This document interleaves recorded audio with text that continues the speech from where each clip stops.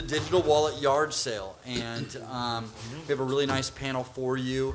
These are all pioneers within mobile and digital wallets, really pushing the industry forward with the work that they're doing. So we definitely can learn a lot from their efforts. I am the moderator for this session, and I'm Tim Spenny. If you don't know me, I am a senior vice president at GFK. We are a market research firm, voice of the consumer, and I focus on cards and payments, fintech, and financial services in general. So I'm very happy to be here.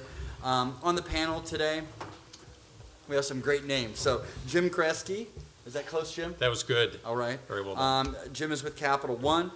We have Michael Poignet. Pretty close? Pretty close? It's good. All right. And he is with Pay2. Maria Luna with Bravo, and Joe Bateau from Mobeam. So I scheduled some time with the panel to try to figure out what digital yard sale means, and we have some theories. And if anybody has an additional theory, that'd be great. It's sort of an unusual topic. One of the theories that we came up with was, all of these mobile apps that are coming out could potentially be for sale. So it could be a mobile wallet sale for folks or larger companies to buy them out. Or it could be if you're having a yard sale and you're trying to sell your wares, what app do you use to sell your stuff if people don't have cash? So those are two theories. We're open to other theories as to what digital wallet yard sale means. But I do want to open up with letting each of the panelists talk about their specific efforts within digital and mobile wallets that are pushing the industry forward and really trying to meet what consumers are looking for with their needs. So, Joe, I want to start right here with you. Okay, well, I'm Joe Bateau with Mobeam. Mobeam's a Palo Alto-based company, a startup, and we play a unique role in this space. So we're not involved in payment as it relates to credit or debit at all. We like to think of ourselves as kind of filling a hole in the mobile wallet. Some props I typically use in presentations is, we believe that there's this consumer expectation gap. That consumers really want this to do everything this does. And the gaps that fall in between typically are in loyalty and coupons and areas like that. And just as we were talking in the last session, that customers don't really want to know, shoppers, users don't want to know the difference between NFC and magnetic and understand those details. Everyone in this room's probably had a mobile app that displays barcodes on the screen, and about half the time it works and about half the time it doesn't. Well, we don't think the customers need to know the difference between image scanners and laser scanners. And what Mobeam has developed is a technology that beams infrared, invisible to the human eye, barcodes to point of sale systems so that retailers have to make no changes. And the use cases for these things happen to be loyalty. Any loyalty card in the United States today will work in our system. Coupons, and lots of coupons that are not merchant-specific, but brand-specific coupons. Now think Tide, think Pampers, etc. The guidelines, the industry guidelines for digital coupons mean that the barcode has to be invisible. It can't be displayed in a digital format so that it's shared on social media, etc. We do that invisibly. If it's a merchant type of coupon where it's Macy's, for instance, or Best Buy, and they want their barcode to show on here, then it doesn't matter if they have a mixed footprint in their store of laser image scanners, it just works. We like this model. One of the mobile wallets that we happen to think is a very clever mobile wallet is Samsung Pay. And Samsung Pay with their MST technology kind of, just made it work. Customers don't have to understand why it works, it just works. And that's what we're striving for the other things that go in your wallet. Your gym memberships, your loyalty cards, your coupons, things of that nature, anything that's barcoded. Terrific, thank you. Maria, do you want to talk about Bravo? Of course.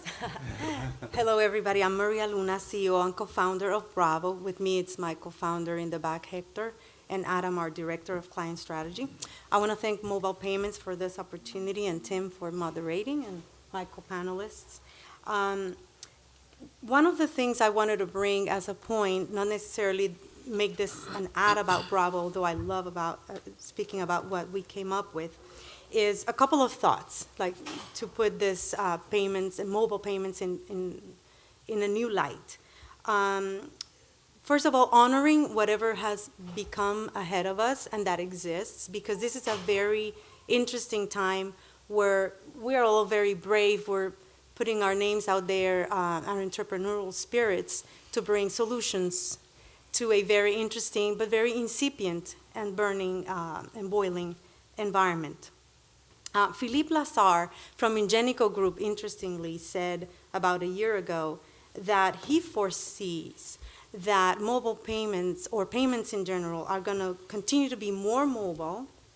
The solutions that are going to be winning are the ones that are making the user experience extremely easy and secure. So we all want that, right? And most of the times we get stuck with the technologies out there. So Bravo has a unique technology, and I love speaking about it if you want to. But for the consumer, like we were all mentioning, it's what's in it for me, how easy it is for me to use, and how do you do it. So we came up with a solution for strangers to pay each other. In the mobile payments, either we talk about retail, and sometimes when we talk about retail, we're talking about the Walmarts of the world and the big retail companies. But there's also a lot of small merchants that go from not so small to the farmer's market, or a musician that is going to sell their merchandise or their CDs. And then on the other side, in this equation, it's also the person that lives on gratuities.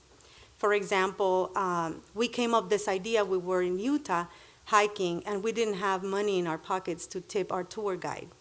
My own mother used to live on tips, and I know how hard it is when you have a bad week of tipping. You're missing essentials. And in Discovery, we found out that about 50% of the income of people that lives on gratuities depends on those. So for the receiving end, the pain point is very clear. Now for the paying side, it's also mortifying. Think about it yourselves, how many times you wanted to tip that valet attendant, that tour guide, the maid, the bellhop. You really want to do it, but you don't have cash, your friend doesn't have cash, and the nearest ATM, it's a trip. So we decided to come up with a solution. A lot of people talk about near field, this and that. Our technology, for those of you interested in it, is GPS-based payment gateway. We submitted and filed the patents for that. And basically, you find the person by proximity without exchanging your personal information. So in the back end is a well-known, well-vetted person. We know our customers. But in the front end, for both parties involved in the transaction, I don't need to know anything about you. You just pop up on my phone, I tap on you, and I pay you in a matter of seconds. So that's our solution. We decided to go after the vertical of tipping because it's an untapped mobile payment market, and because it's a very significant one. Reported to the IRS, $42 billion out there. And that's what Bravo is. Terrific. Thank you. Jim? Hi, I'm Jim Kresge. I am the head of software engineering for everything that we do in digital commerce at Capital One. And that means I'm responsible for our wallet apps, all the pays, as we call them, Apple, Google, Samsung, everything. And I also have teams that work on a variety of web-based wallet and checkout assistance tools. And some other things too. But our story in this, like our history in this, goes back to some of the early days around when folks have thought about mobile payments. We were one of the original launch partners for the very first incarnation of the Google Wallet. We were then included in the soft card wallet, if folks remember these things.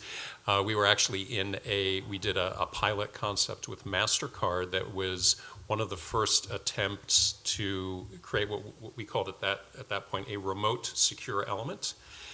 It ended up being called host card emulation, if folks are familiar with that. We basically got some Android phones, hacked the operating system, and sort of forced this thing to work so we get access to the NFC chip and things. That was before Google opened it up, and we were able, amongst, it wasn't just all Capital One, but MasterCard and some other folks went to Google and say, hey, look what you could do if you would allow access to the NFC chip. You could create this ability to pay with your phone, and that resulted in the KitKat operating system coming out from Google for Android phones that enabled tap to pay. a lot of that sort of early days was really around thinking pretty innovatively and work technology and business models about how to make the payment activity happen. And I'll say more about that in a minute. That's important because I think the focus has been sort of on this payment activity, and that's like the tail and not the dog. I think we'll talk more about that.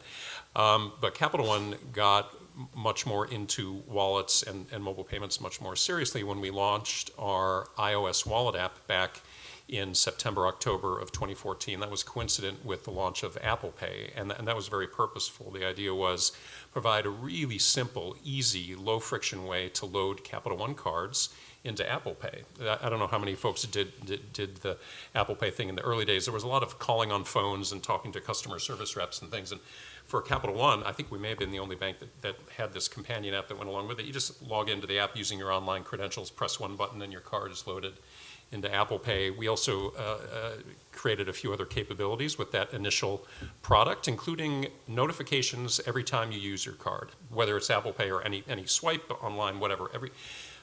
Our customers ended up loving that. It was sort of a surprise win for us. People love knowing what their money was doing. Like they would actually expect, they look for the notification when they spent money. And so many stories of people finding fraud, so many wonderful stories. It was really a surprise hit. And since then, we've added a bunch of additional features. You can capture receipts. You can group transactions together. We have some big data plays on how we look at transaction information and surface odd-looking anomalies, things like maybe a tip that is much larger than your normal average or a duplicate transaction from a single retailer. These kinds of things are getting surfaced through the wallet app. And in the midst of all this, we launched our own tap-to-pay capability on our Android wallet app, again, using this host card emulation capability that I spoke about before that we helped bring about with Google. Now, our focus is actually moving from, don't be so obsessed about innovating on making the payment happen. We think we've gotten to a reasonable spot in terms of that being a friction-free activity. Really, the thing that matters to us, and I think the thing that matters to consumers, is what's really the value, and that people have said this all day today, so I'm just repeating what other smart people have said, but what are the things before the transaction, during the transaction, and after the transaction that are really going to add value for consumers? The thing that will make it compelling and really important for consumers to use their mobile phone or their wallet app when they're spending, and that's where we're focusing a lot of our investment right now. So I'll probably talk more about that stuff in a bit. Terrific. Michael, you're next. Last but not least. So I'm French. And I start by this because, so this is my name, because Michel Poignant is not easy to be said. I'm French, so I have a French accent. If you don't understand what I'm saying, it's okay, it's fine, no hard feeling. Anyway, I'm the bad guy from the industry. I am a mobile wallet, and I claim that I'm the only one mobile wallet, and the other people are doing mobile payment. Because today, what do we know exactly about a mobile wallet? It's a very generic term. Everybody is talking about mobile wallet. 10 years ago, when I start, people told me there's no future for this. Why are you doing this? Now, 10 years after, people say everybody's doing this, but they still don't understand what is a mobile wallet. So Pay2 is a mobile wallet, meaning an alternative for a bank. It's an electronic account when you have stored value and you can using it in alternative to a bank. What the other people are doing, it's mobile digital payment. They are just passing through information that already exists, meaning you have a card in your pocket, you have a card in a phone. Where is the added value for a consumer? And what I claim every time I go to a conference or to a panel is we are talking about mobile wallet like it's a new revolution. Honestly, do we need a mobile wallet? Can you survive without a card in your phone and still making payment? Of course. So what do we provide to the consumer, which is an added value with a mobile payment system? It's just more people trying to get a piece of the fees, which means the interchange, a payment. But what is the value for the merchant? Merchant pays still $15 billion a year in interchange fees. Doesn't matter you pay with your phone, you pay with a card. It doesn't change the life of a consumer. So we are talking about technology. We are talking about NFC. We are talking about EMV. We are talking about security when every day we know that people get hacked and you have a breach of security in every single system, which is funny sometimes. I hear that Samsung Pay is not secure, but Samsung Pay is a great system. EMV is not secure. We know that. NFC is not secure. We all know that. But we are still using it. Why? Because we are driving by technology people who try to get a piece of the system. My only concern is if we want to really provide something for the consumer, we still think ourselves as a consumer, which we don't. What do we need ourselves? Because here I see consumer before to see merchant and to see provider and to see business people. What do we need that we can provide to ourselves?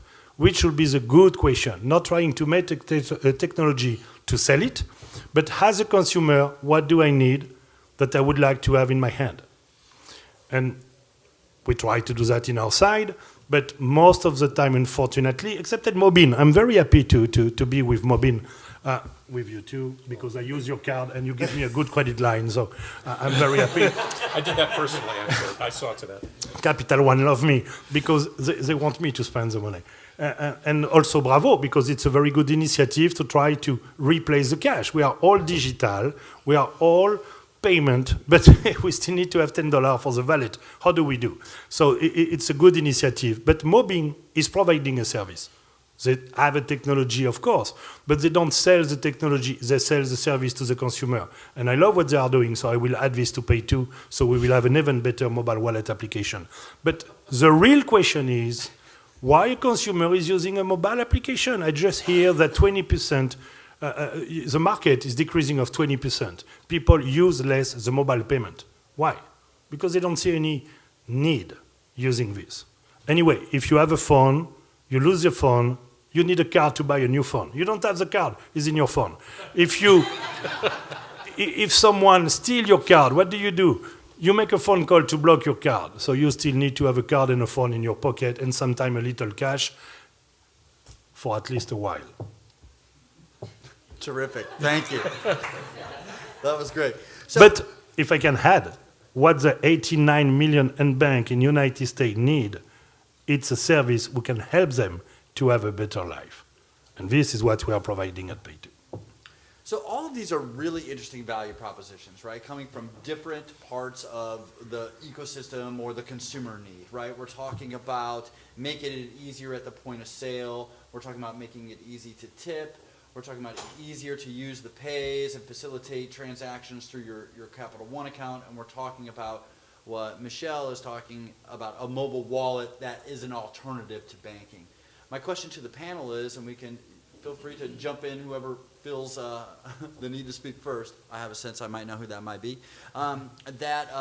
What's stopping us from getting there? These are all wonderful value propositions. Is it a communication? Is it awareness?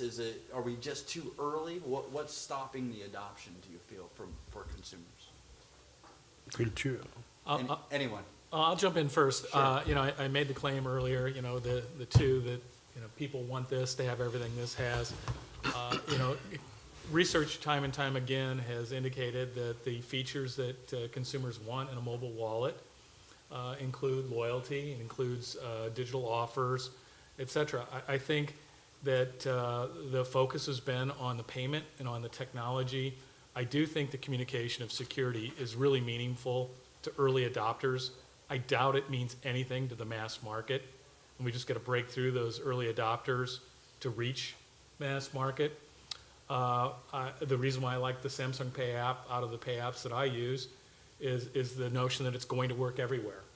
And I think that's, one of the biggest limitations for NFC-based solutions are, only, a retailer that commands the kinds of annual visits that a Walmart has can have their own payment app, in my mind, or Starbucks for their most devoted customers. But it's just not worthwhile having so many different apps on your phone. Mobeam started off as a shopping app, not involved in payment at all, but allowing people to load their loyalty cards into one app and be able to use them everywhere at any retailer that they had a loyalty card and offers. I believe that shopping apps ultimately will find their way into the mobile payment apps, that's where they belong. The consumers, the ideal user experience is going to be, it works everywhere, it's taken everywhere, and it just works. I don't have to understand what's happening. It just works, as if I'd done it with these items. Sure. So to paraphrase, and correct me if I'm wrong, what you're saying is that part of the reason is communication of the value prop and the security features, and the other is the acceptance disparity between merchants and apps and the pay Right. apps. I think wrestling over standards and things of that nature is probably hurting the adoption curve. I don't think there's any question of that. And I do think that finding ways to work with existing legacy systems, be it, merchants, retailers, point of sale systems, et cetera, without asking for modifications to those systems is probably, the only way that you're ever going to reach ubiquity in the careers of the individuals that are running the team at the time. Otherwise, it's likely to be handed down to the next generation team years from now.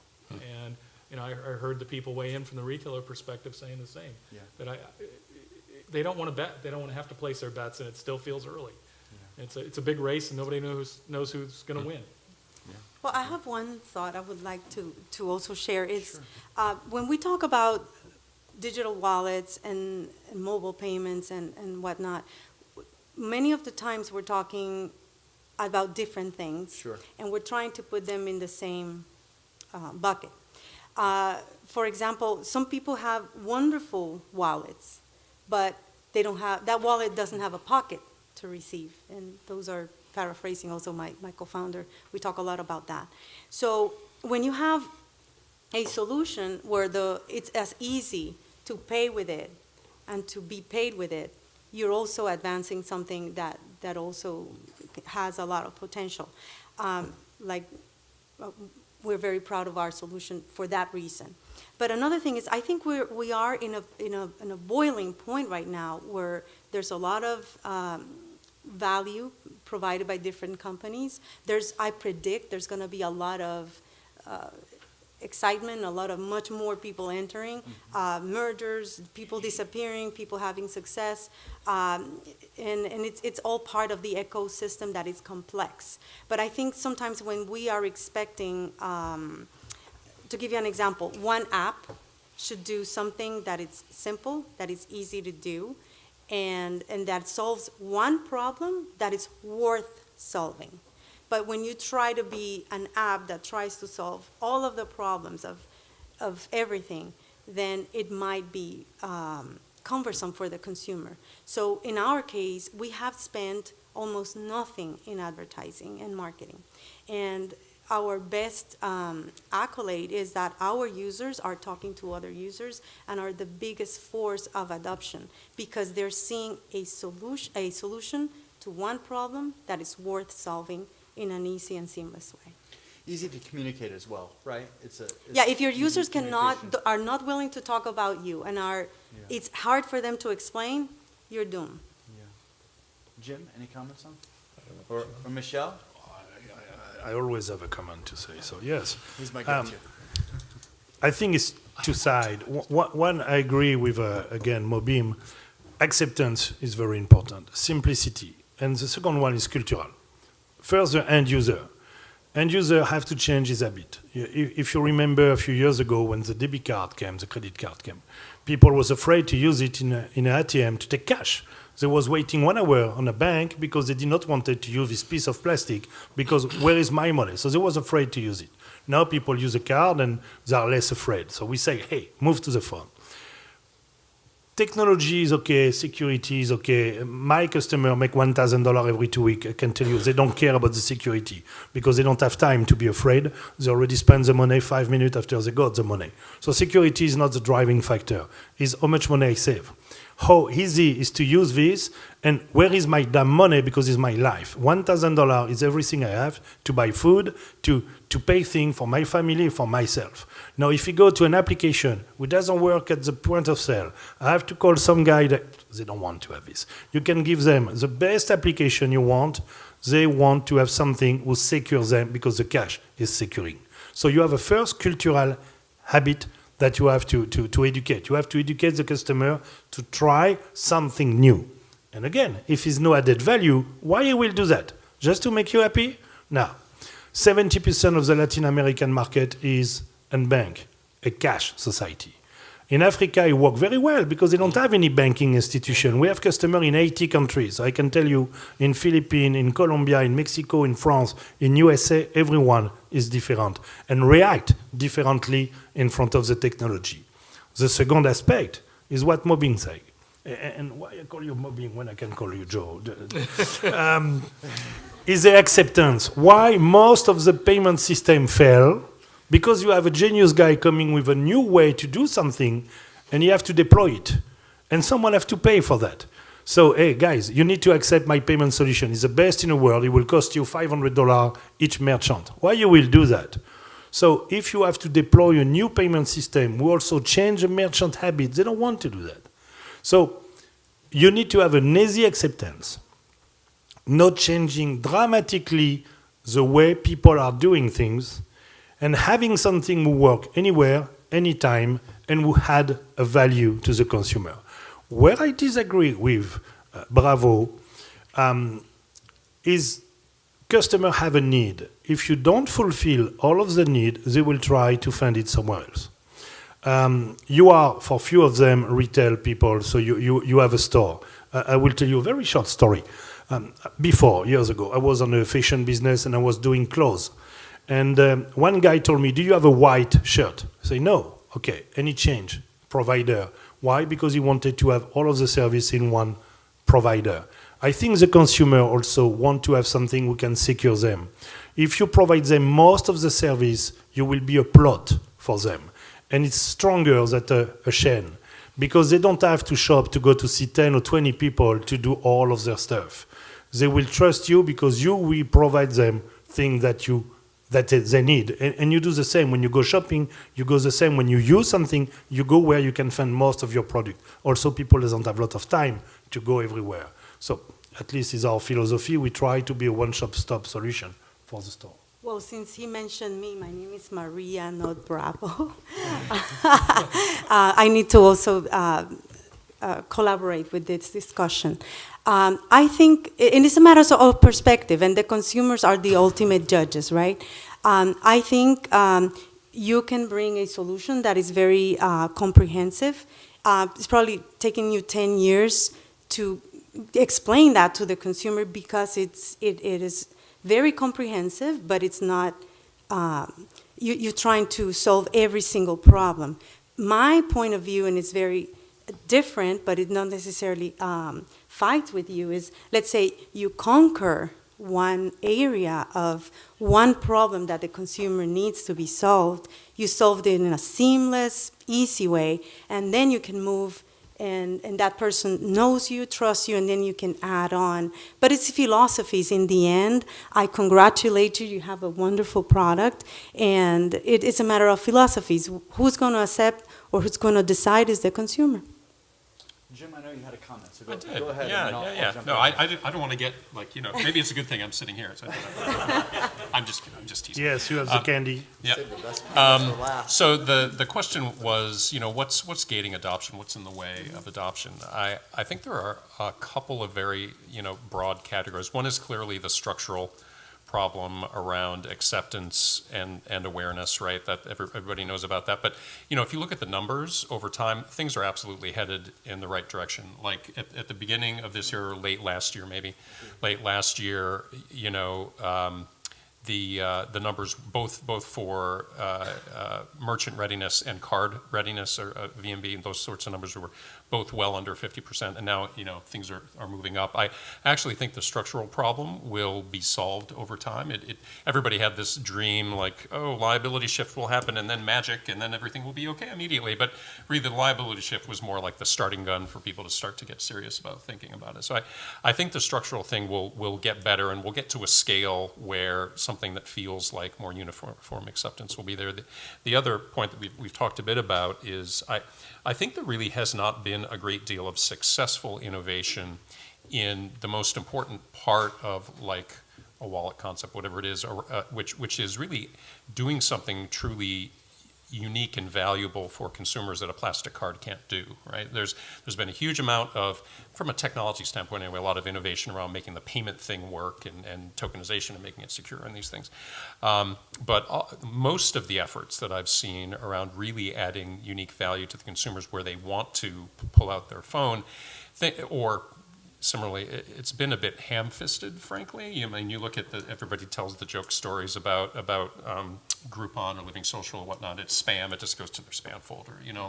Like all those efforts seem to be focused really not on, like there's a little bit of I'm here to help the consumer, but a lot of it is I'm here to make money somehow and I'm going to try some stuff and see what works. And I think you have to come at it from a no kidding, like what's really useful to the consumer. I mean, you could imagine a solution if you were really focused on, adding real unique value to a customer, and you just believed that by doing that, like good things would happen, they would use your product more, whatever it is, like, and not be obsessed about monetizing that goodness itself uniquely.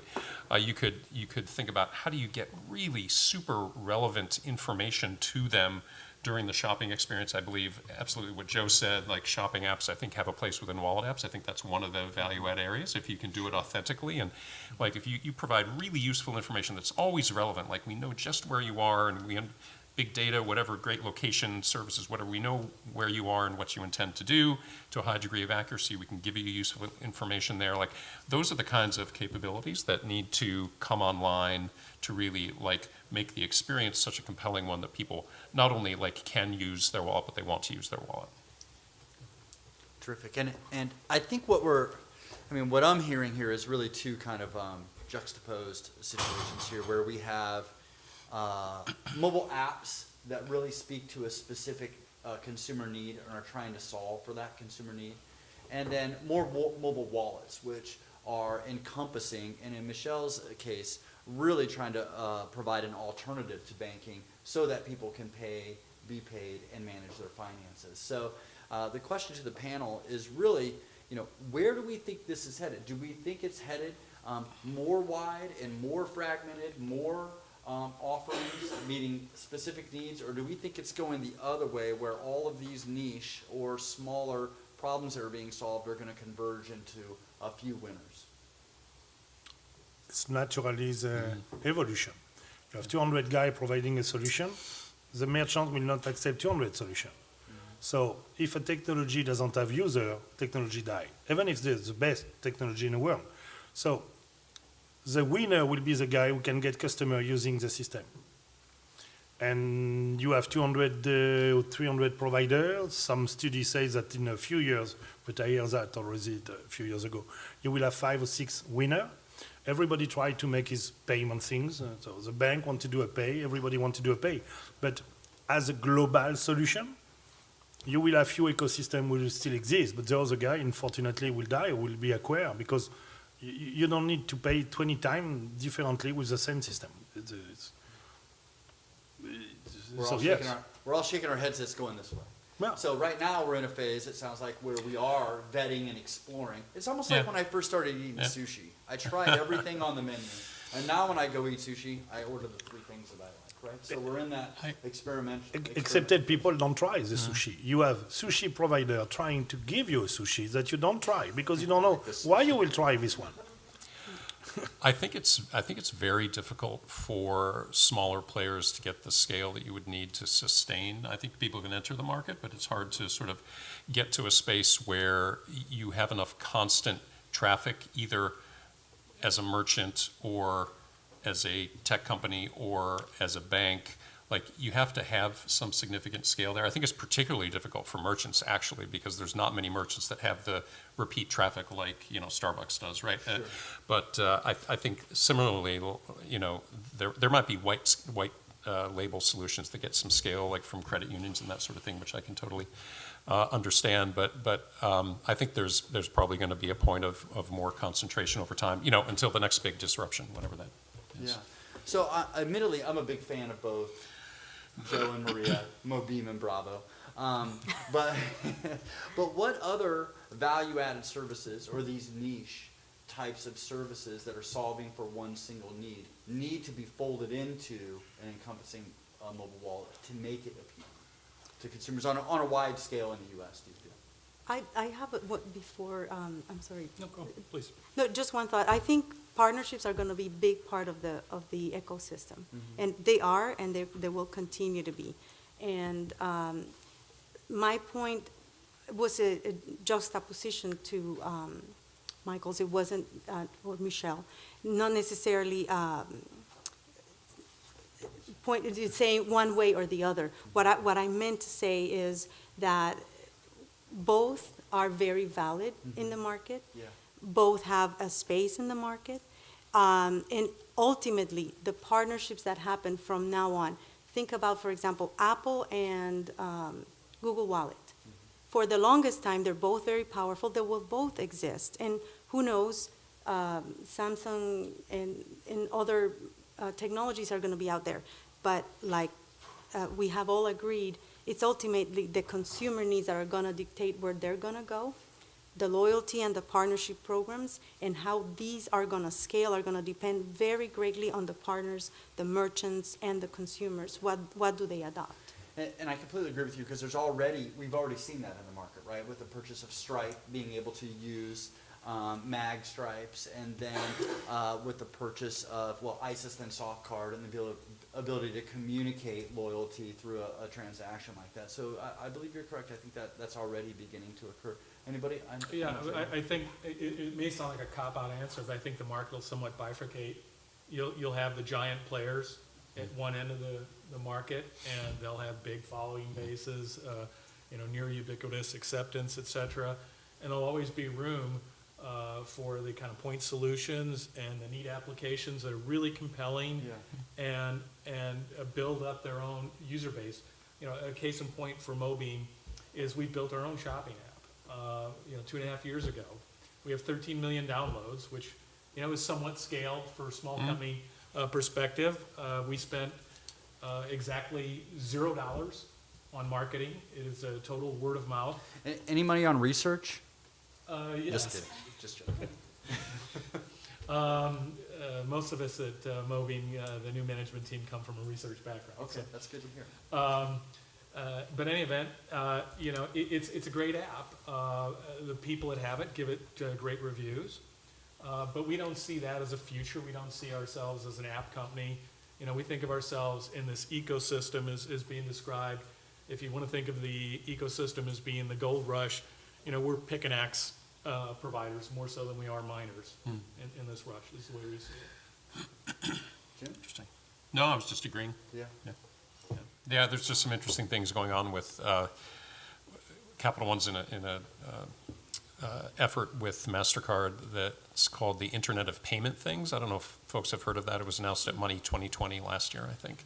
But it's really, we've brought together Capital One and MasterCard, but also some third parties that provide different kinds of chips, chipsets that any thing maker can embed in their thing, and it can be a payment-ready device effectively. So there's interesting first launch partner, Ringly, which is like a IoT ring manufacturer, but actually Coach and some other big players were early in there as well. They're thinking about putting it in their key fobs and that kind of thing. Like you can imagine a day when you can pay with lots of different stuff. There's a much more ubiquity of people have on what they pay with.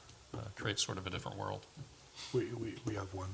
We have a little chip that you can put on a clothes and you can run and pay using Pay2 and NFC payment. But OT America do that. Yeah. We saw that last year. I have a question for you because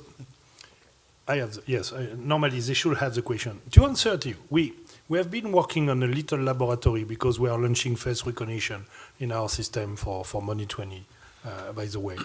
And we wanted to have a mobile app for merchant. And we tried to imagine it, and we did something working, but we had many concerns after we showed it to people. We was using the old Google Glass for a merchant experience. And you are coming in my store, and I'm looking at you, and through the face recognition and all of the database, I will discover who you are, and I will say, hey, hello Nancy, how are you today?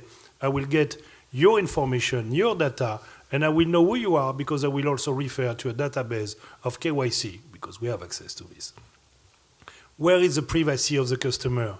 when, in order to know who you are, in order to anticipate and to get your shoe size, what is your preferred payment? What is your preferred clothes? I know the color. I know everything about you because data are available.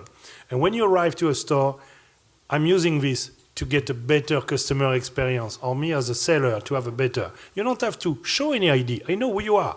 And I get your KYC on file and I can see you on my screen. Will you be happy as a consumer to have this available on the street? So you still need to provide the identification piece when we ask you to do it, because it's your right of privacy to have it, and not to be an open book that everybody will have the capacity to read. One of the questions earlier was say, what is blocking the mobile payment is regulation. Regulation are not adapted to our technology, to our market. Regulation, compliance are outdated. They are for old technology, old way of payment, and they did not move at the speed that we are moving the technology for the consumer. We need to adapt regulation, compliance, rules, and law in order for the technological providers that we are be able to provide a good service to the consumer. We need to have a capacity to have an ID into a phone and to have a validation of this. So yes, this is me, this is my payment. But until we can do that, you will still have to carry your wallet. Please join me in thanking the panel on such a lively discussion here at the end of the day.